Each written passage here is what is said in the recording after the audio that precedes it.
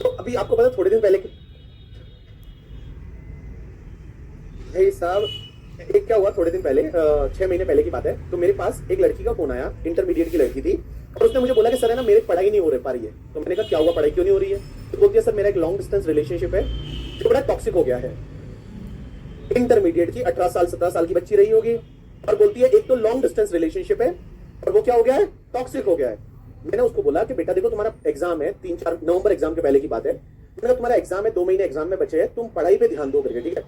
बोलती है सर मैं पढ़ाई पे ध्यान देती हूँ बट फिर क्या होता है 2-3 दिन मैं बात नहीं करती, बट फिर मुझे याद आ जाती है, हम बात करते हैं, 2 दिन अच्छे से बात होती है, 2 दिन वापस अच्छा रहता है, बट सर तीसरे दिन झगड़ा हो जाता है और वापस से टॉक्सिक रिलेशनशिप हो जाता है। 4-5 दिन वापस मेरी पढ़ाई नहीं होती और सर ऐसा चल रहा है।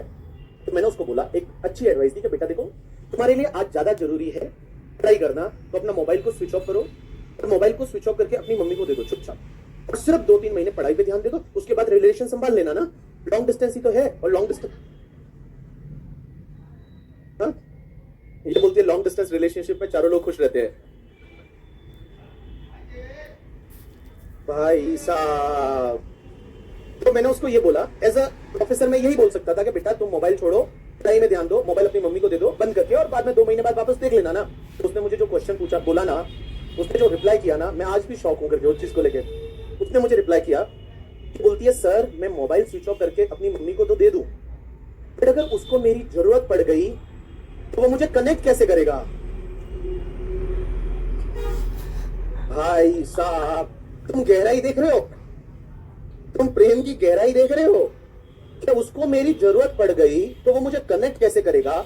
मैंने कहा तेरी जरूरत तेरे घर वालों को नहीं है उसको जरूरत पड़ी तुझे कनेक्ट कैसे करेगा। अरे भाई साहब क्या बताऊं मैं आपको, कैसे कैसे इंटरमीडिएट के बच्चे होते हैं, बड़े प्यारे बच्चे होते हैं, बड़े भोले बच्चे होते हैं, ठीक है?